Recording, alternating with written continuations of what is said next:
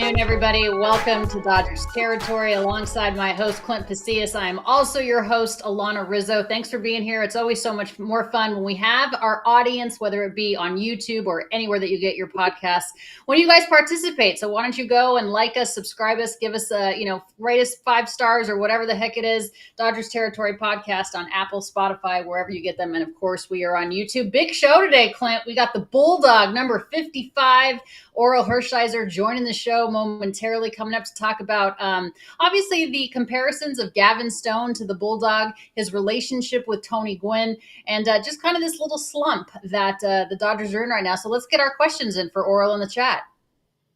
Yeah, guys, tube in, subscribe while you're here. And what do you want us to ask Orel? Let us know in the comments. Yeah, and by the way, Clint and I did our first ever Dodgers post-game Dodgers Territory podcast last night. We could do that because, of course, they're on the East Coast finishing up a series with the Pirates. Before taking on the big, bad Yankees, here's what you missed. Was there a thing? I don't know if there was a thing. I guess there's not a thing. Well, you missed a lot because I was yelling and screaming like a banshee about the fact that, you know, the Dodgers, the heads were falling off because they didn't do well. They lost to the lowly Pirates, if you will. Yeah, I mean, you're going to lose to good teams. You're going to lose to bad teams. I think losing 2 in a row to the Pirates against a pair of rookies. We don't know a whole lot about them, and we know right now the Dodgers aren't. They're going through it. They're not having a good time. Straight up not having a good time, and I think a lot of Dodger fans will say that. But we'll talk more about that right now. Let's get into the big ticket, guys. There it is. And I love this. Before we get into the big ticket, I want to welcome Baseballism to Dodgers Territory. They're a new partner of ours on Foul Territory. Of course, Baseballism is a brand that I've absolutely loved for years. It's the official lifestyle brand of baseball. And actually, this shirt that I'm wearing right now is a Baseballism shirt. And yep, you see the flag man on Clint's head, on his hat. They have done a Bow Wow line to sponsor Guidry's Guardian Foundation, my foundation, but they also just came out with this unbelievable Tony Gwynn line. And there's so much that you can buy. It's available now at baseballism.com. Obviously, Tony Gwynn, there you go. You see the hat there. It's pretty sweet. Tony Gwynn, obviously a Hall of Famer, one of the most amazing players to ever play this great game, but equally as good of a person as well. The Perfection shirt and cap is available for pre-order. Again, the official lifestyle brand of baseball. If you love baseball and you love really good gear, Baseballism is the place to be. So welcome Baseballism to the family. I love it. I don't know. I mean, look at how cool is that shirt. Obviously, what drives me is trying to be perfect. I mean, Tony Gwynn, Clint, was damn near perfect. He was a special character to watch. We've heard a little bit about the comparisons these days with a new Padre, Luis Ariz, but there will never be somebody quite like Tony Gwynn. Was a damn professional hitter in every stretch of the imagination. I think to imagine this is a guy who over the entirety of his career struck out as many times as some people are striking out in a month these days. It's pretty crazy to watch. But we got somebody who got to face him a whole lot in his career. We got the Bulldog here, locked and loaded. Alanna, why don't you tell people who this guy is? Oh, my God. I don't think he's a man that needs an introduction. He's a very good friend of mine, somebody that I respect and adore immensely, a former colleague of mine, Orel Hershiser, joining Dodgers Territory right now, live from Pittsburgh, of course. The Dodgers finishing up a series with the Buccos before heading to New York to face the Yankees. Orel, thank you. I know you're busy, but I really appreciate you being here on Dodgers Territory. What are your memories of facing Tony Gwynn when you had the opportunity to face your contemporary? Well, I went to Baseball Reference before this, had to do a little research. That's not my MO at all, but I think he had like 75 at-bats off me, only struck out twice, so that's pretty much a given with him. He's going to put the ball in play. No home runs, no triples, but some doubles and some singles. He hit 321 off me. He had almost a 400 on-base percentage.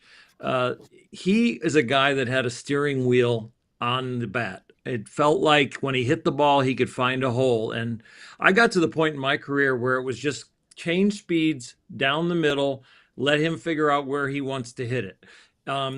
when you pitch him away, you know the ball's going to go to left. He's going to look for the 6-hole or a line drive to left or left center like a Freddie Freeman. If you pitched him in, you know he's going to figure out that that's what you're doing to him. He's going to turn on it. You're going to risk more doubles down the right field line. You're going to risk more to the gap. I really never thought about worrying about him for power, but I always took a look at the lineup of when he could possibly come up. And you did not want to face him with a man on third and less than 2 outs because you knew you couldn't strike him out. And very hard to get him to pop out. Maybe you bring the infield in. Maybe you get him to hit a ground ball at somebody, but not very often. This guy was the most professional hitter that you're going to see. He actually invented, I think, some of the video study. So in our day, it was on a VHS.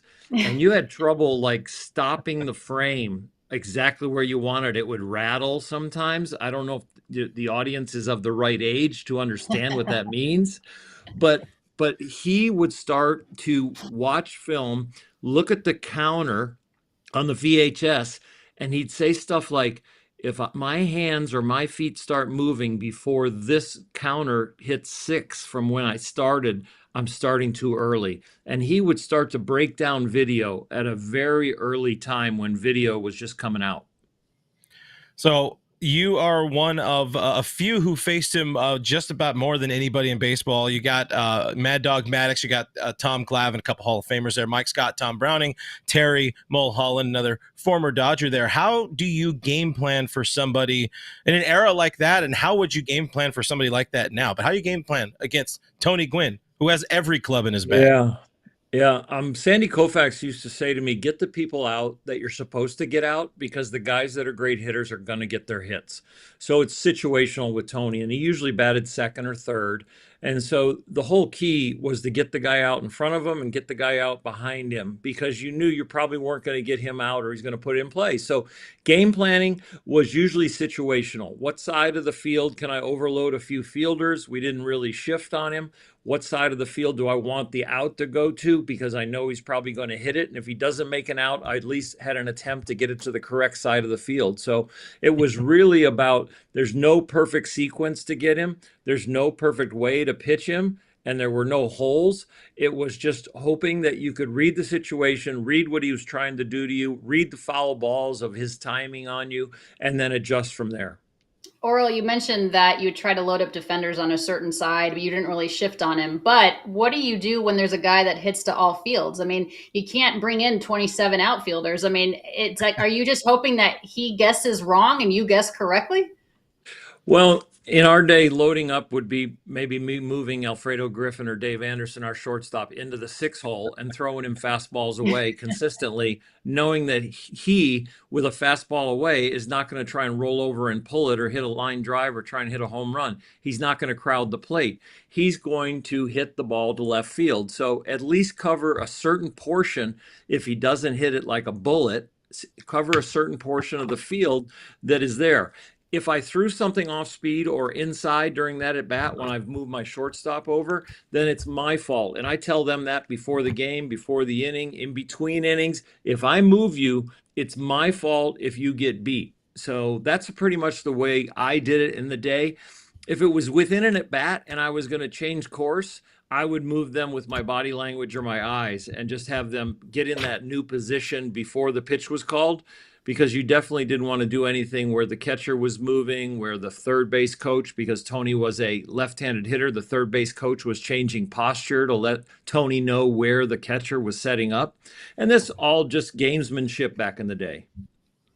So we got a question here, a good question I think Alanna and I want to hear a little bit about because we talked to you about game planning against Tony Gwynn. Let's spin forward. Let's look a little bit of modern right now. Let's imagine Bulldog still has all that 88 magic in his shoulder. He can go out and face the top 3, top 4 in this Dodgers lineup today. How do you kind of game plan against another run of Hall of Famers?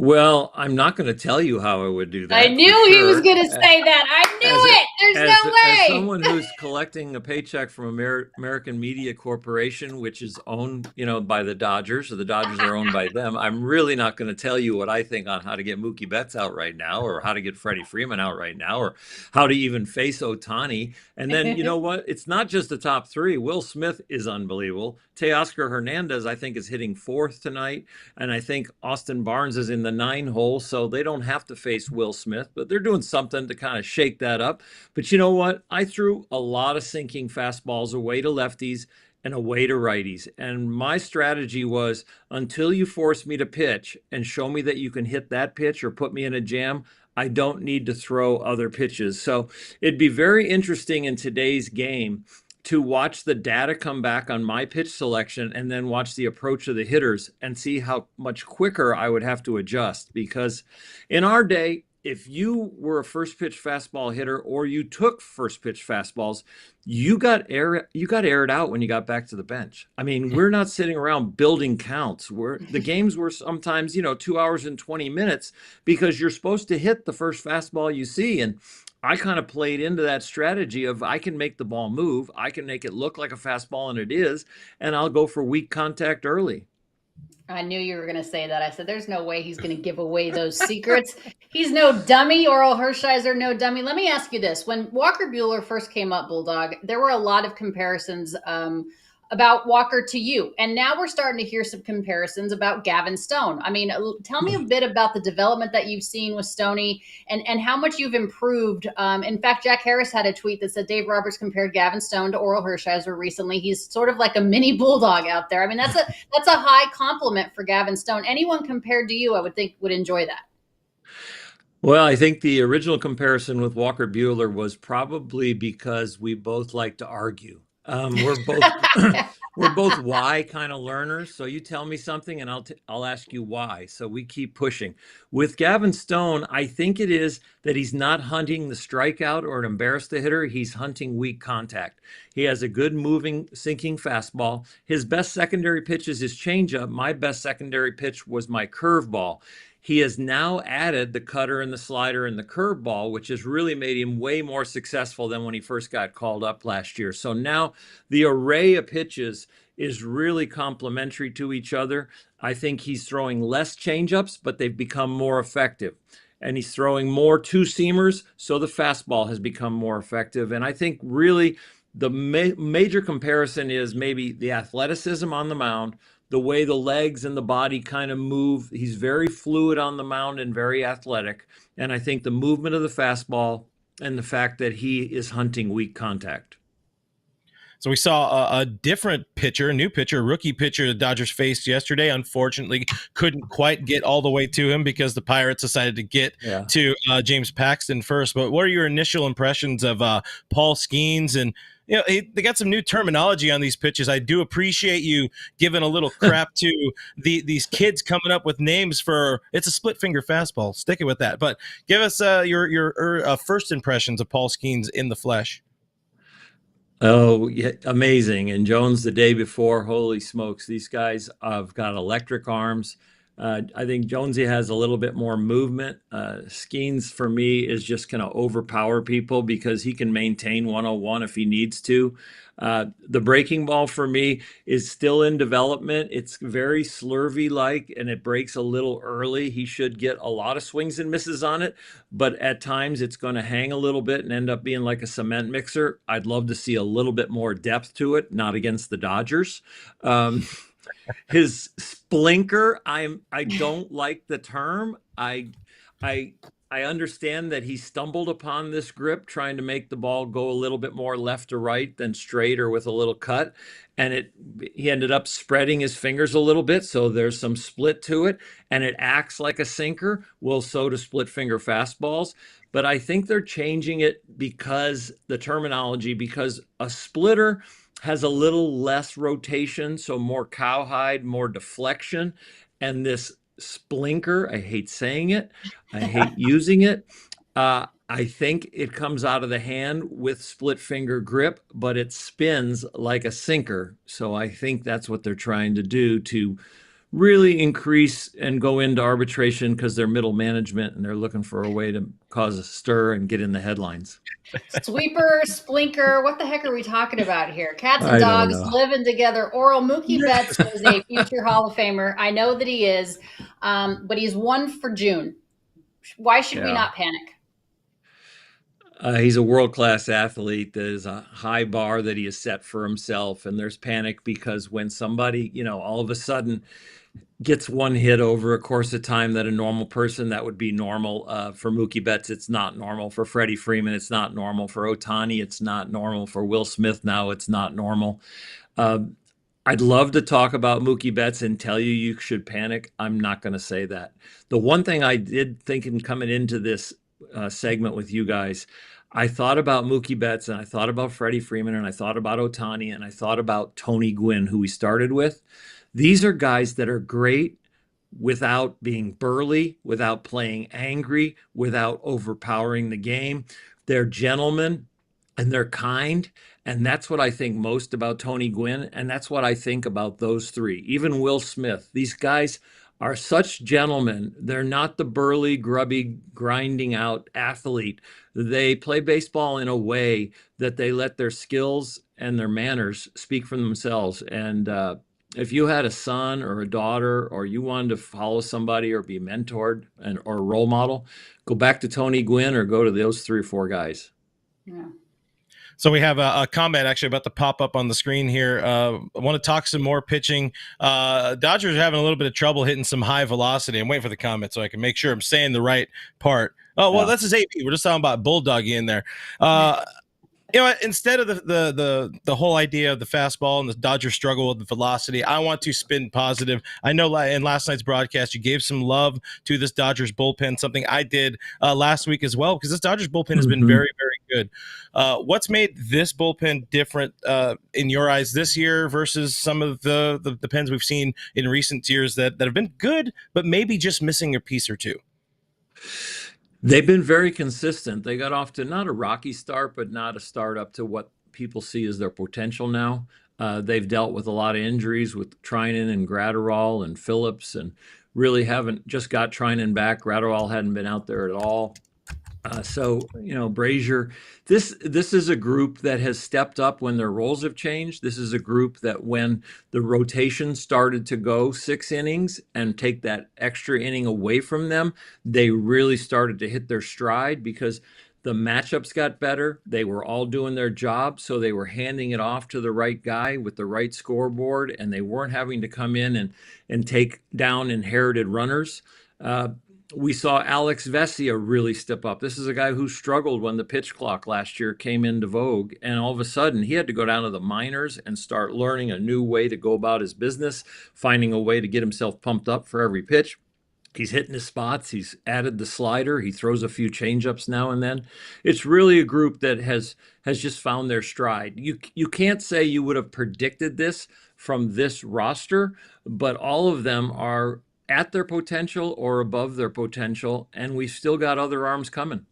Yeah, it's so good to see. They're so crucial, of course. That's the bullpen's what keeps, Andrew Friedman and president of baseball up at night. They're doing a good job. We have a question for you, Orel, on the chat here as you join the conversation. Our viewers do. Hey, Orel, what's your opinion of max effort on every pitch nowadays as compared to when you played? I think the question from Jay is coming from the fact of all of these exploding elbows. You see a lot of superstars, going out with Tommy John. Yeah, I think we've maybe reached a tipping point. It'll be interesting to watch. I know there's a lot of controversy out there about what's happening to pitchers and the injuries. I think you have multiple things that are happening. You've got the pitch clock. You've got the fact that their starters are only maybe required to go 5, possibly 6 innings, and that counts as a good start. So within those 90 pitches, let's say, each one becomes a little bit more effort and almost max effort. And I think a lot of times they're chasing spin rate, they're chasing velocity, they're chasing the most exceptional pitch that times up and comes out of their body in a side work. And now all of a sudden that becomes the standard that they're shooting for. That's hard to do, and it's hard to do healthy. There are tweaks in a game. There are moments when you throw a ball and your mechanics weren't just that great, and all of a sudden you get a little shooting pain or nerve pain, or you get a little tight hamstring, or you get a little tight shoulder, and but you're on the clock now. Before, you could walk around the mound, rub the ball up, call one of your fielders in and get a little time.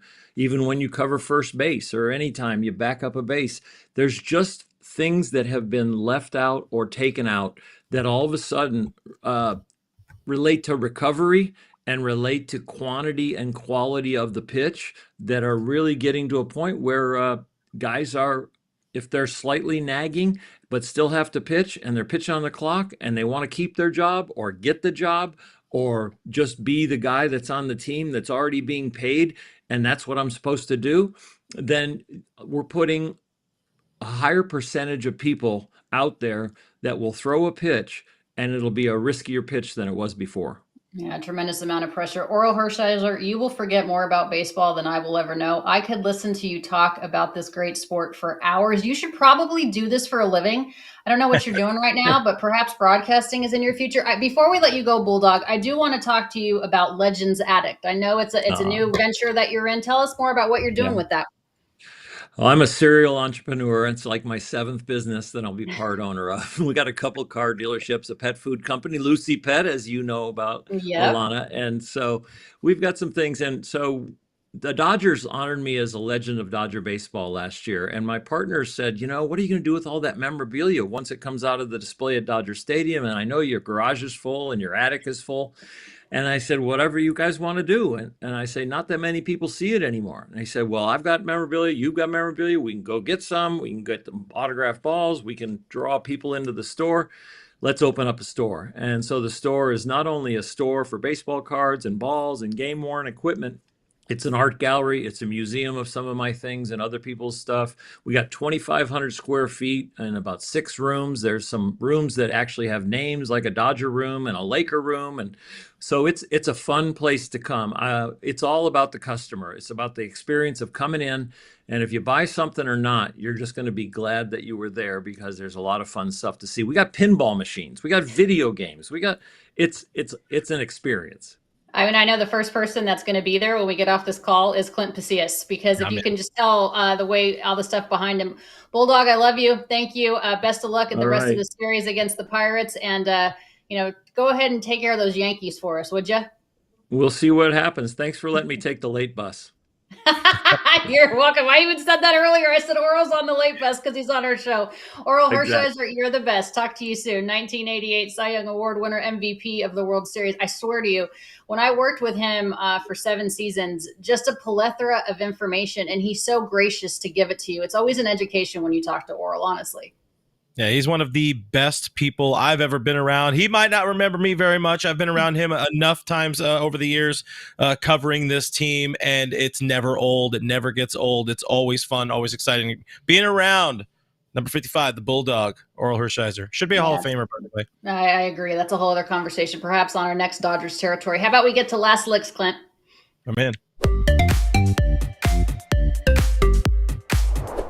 All right, allow us to introduce you to Leonard. Leonard is one of 7 puppies that Boogie gave birth to. We introduced you to Boogie a few weeks back. Leonard is going to be available for adoption, the middle of July. You're getting ready to get his first set of puppy vaccines. He and his 6 siblings, they're all named after the Big Bang Theory cast. So there's Leonard, Penny, Amy, Priya, Sheldon, on and on and on. They are beautiful, beautiful pups and ready for adoption. Just hit us up at goodriesguardian.org or Alanna Rizzo, and I can give you more information. But wonderful pups and super, super sweet.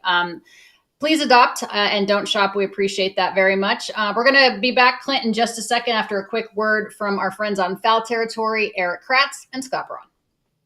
Kratz here from FT. I wasn't feeling as focused as I wanted to be and heard some buzz about AG1.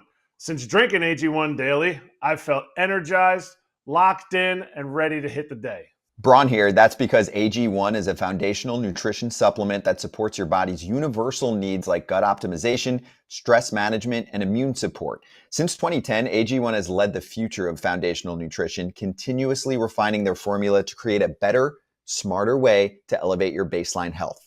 Kratz, not only did I replace my multivitamin with AG1, but I love that every scoop also includes prebiotics, probiotics, and digestive enzymes for gut support. That's a big deal for me. I recommend AG1 to fam and friends because it's tested for 950 contaminants and NSF certified for sport.